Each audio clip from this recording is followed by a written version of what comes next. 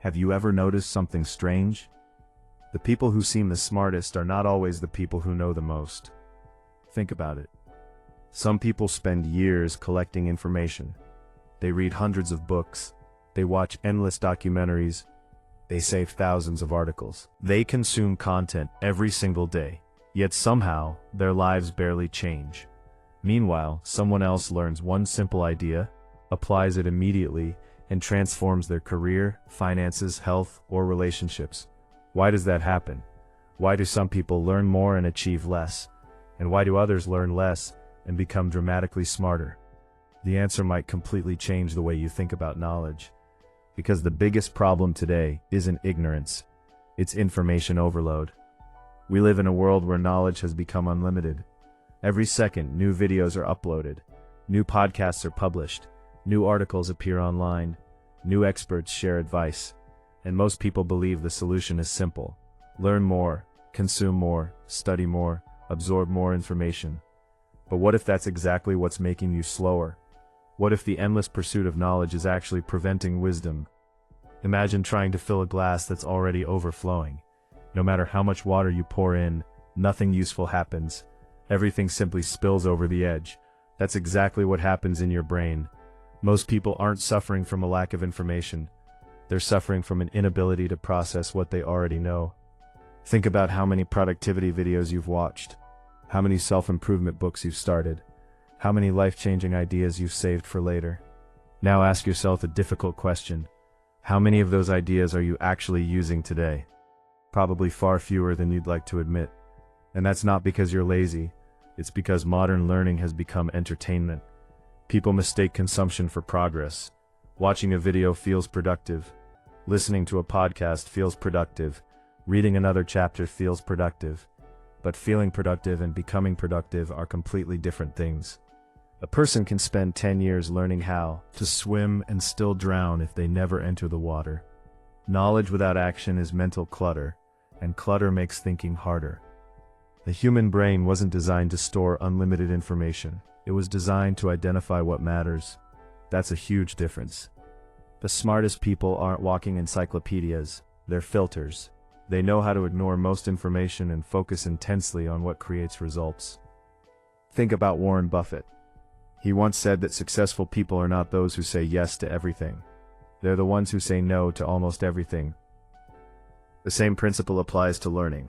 Intelligence isn't about how much enters your mind.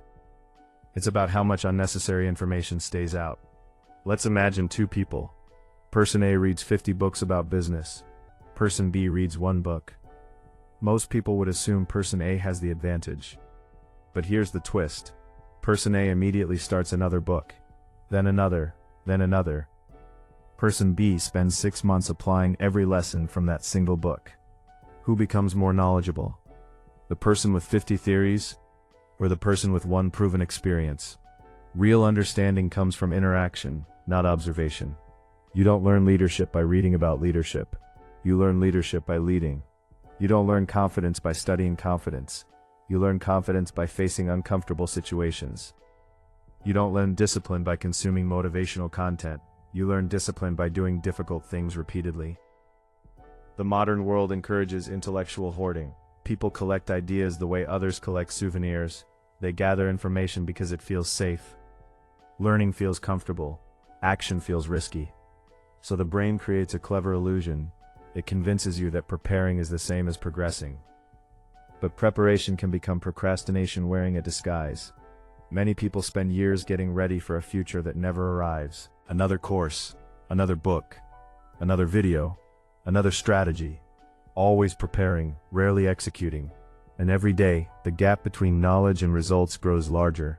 This creates a dangerous cycle. The more information people consume, the more overwhelmed they become. The more overwhelmed they become, the less action they take. The less action they take, the more information they seek. It's a trap that millions of people fall into without realizing it. Now here's where things get really interesting. Scientists have discovered something surprising about expertise. Top performers often rely on fewer principles than beginners, not more, fewer. At first glance that sounds impossible. Shouldn't experts know vastly more? Of course they do, but they don't actively think about hundreds of rules. They simplify, they reduce complexity, they focus on the fundamentals. A chess grandmaster doesn't analyze every possible move, they recognize patterns. A world-class athlete doesn't consciously calculate every movement. Their actions become automatic. A successful entrepreneur doesn't chase every opportunity, they identify the few opportunities that matter most. Mastery is not the accumulation of complexity, it's the elimination of it. The beginner searches for more information, the expert searches for less noise. This is why learning less can actually make you smarter. Because intelligence is not measured by how much you know, it's measured by how clearly you can think. And clarity comes from subtraction. Look around, the internet rewards volume, more content, more opinions, more updates, more information. But your brain rewards focus. Every piece of information competes for attention, and attention is one of the most valuable resources you possess. When your attention becomes fragmented, your thinking becomes fragmented. When your thinking becomes fragmented, your decisions become fragmented. And fragmented decisions create fragmented results. The smartest people protect their attention aggressively. They understand that every new piece of information carries a hidden cost. It consumes mental energy. It demands processing power. It competes with existing priorities. That's why successful individuals often seem surprisingly selective. They aren't interested in everything. They're interested in what matters. Imagine walking into a library with millions of books.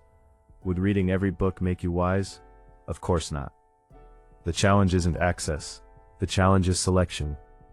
Wisdom has always been about choosing the right information, not accumulating all information.